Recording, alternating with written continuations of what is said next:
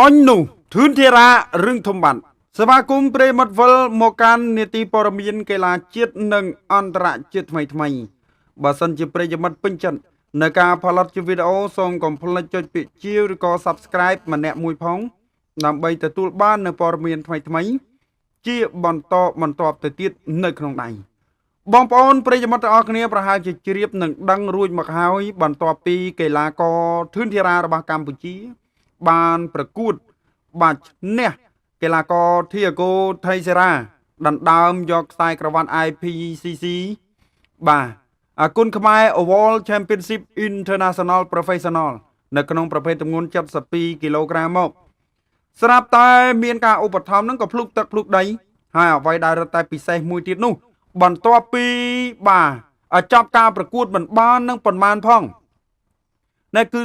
បាទមិនទាន់នឹងជារបួសក្បាលបាទស្រួលបួលផង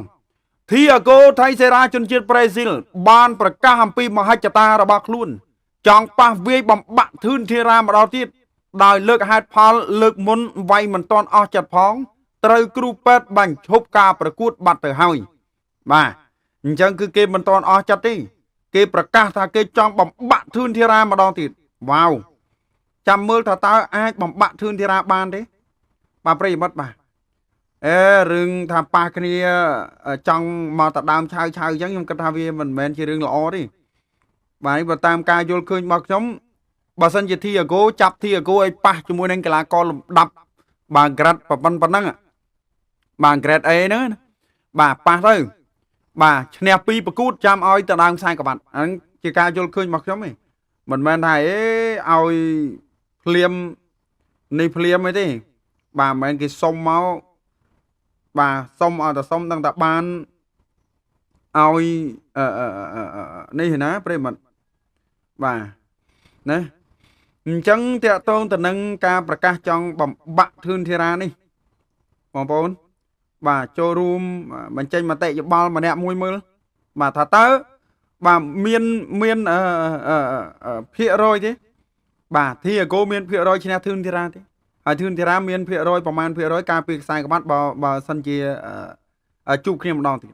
ខ្ញុំបើតាមការគិតរបស់ខ្ញុំបើជួបគ្នាម្ដងទៀតក៏មិនលឹះនឹងដែរប្រិមត្តណាបាទខ្ញុំនៅតែគិតថាធឿនធារានៅតែឈ្នះកីឡាករធីអាហ្គូចឹងនេះជាការយល់ឃើញរបស់ខ្ញុំទេបាទ